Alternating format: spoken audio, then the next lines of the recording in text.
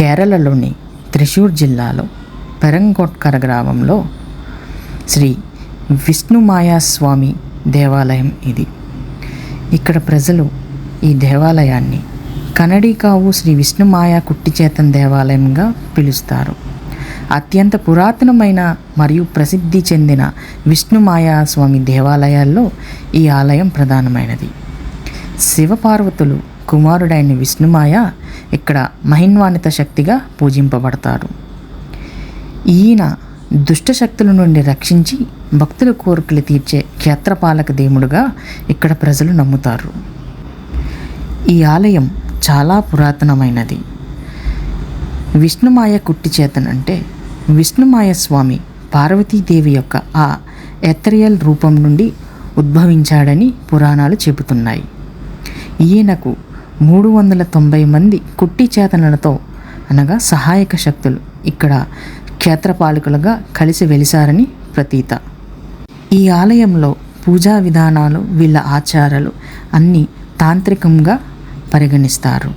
ఇవి కేరళలోని ఆధునిక ఆలయాలలో అరుదుగా కనిపిస్తాయి.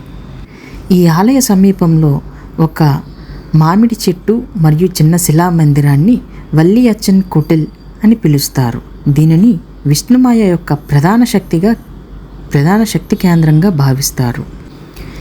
విష్ణుమాయ స్వామి మహిషవాహనుడిగా చేతిలో ఒక కర్రతో ఉన్న బాలుడిగా చిత్రీకరిస్తారు. ఈయనను సంపద, రక్షణ మరియు అద్భుతాలు చేసే ధీముడిగా ఇక్కడ ప్రజలు కొలుస్తారు. ఈ ఆలయంలో ప్రధాన దైవంగా శ్రీ విష్ణుమాయ కుట్టిచేతన్ని పూజింపచేస్తారు. ఇక్కడ ఉపదేవతలుగా భద్రకాళి అమ్మవారు, భువనేశ్వరి అమ్మవారు, కుక్షల్పం మరియు 390 మంది క్షేత్రపాలకులతో కలిగినటువంటి కుట్టిచేతనులు, నాగరాజస్వామి, నాగయక్షి మరియు బ్రహ్మ రాక్షసులు జంటగా ఉన్నారు.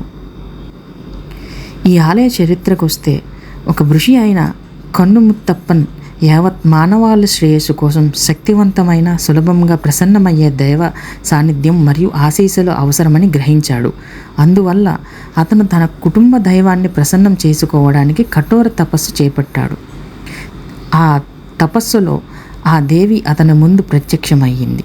శ్రీ పరమేశ్వరుని కుమారుడైన చాతన్ స్వామిని ప్రసన్నం చేసుకుని తన వశం చేసుకోవడానికి వీలు కల్పించే మంత్రాన్ని ఇవ్వమని కన్నుముత్తప్పన్ ఆ దేవిని కోరాడు. తన భక్తుని తపస్సు సంతోషించిన ఆ దేవి చేతన్ తన ముందుకు ప్రత్యక్షం చేయడానికి మూల మంత్రాన్ని, ప్రతిరోజు ఆయనను పూజించడానికి ధ్యాన మంత్రాన్ని అతనికి చెప్పింది. అప్పుడు అతను హిమాలయాలకు వెళ్ళి 4 ఋషుల సలహా మేరకు కఠోర తపస్సు చేశాడు. త్వరలోనే విష్ణుమాయ కుట్టిచేతన్ స్వామి అతని ముందు ప్రత్యక్షమవ్వగా అతను ఆ దైవంతో పెరంగుట్టకరకు తిరిగి వచ్చాడు. పెరంగుట్టకరకు చేరుకున్న తర్వాత ప్రస్తుతం కానడీ కుటుంబం ఉన్న ప్రదేశంలో అతను విష్ణుమాయ చేతన్ స్వామిని ప్రతిష్ఠించాడు. ఇక్కడ ప్రజలు ఎవరికైనా శత్రుబాధలు ఉంటే ఇక్కడికి వచ్చి స్వామివారికి విన్నపించుకుంటే ఆ శత్రుబాధలు తీరుతాయని ఇక్కడ ప్రజల నమ్మకం.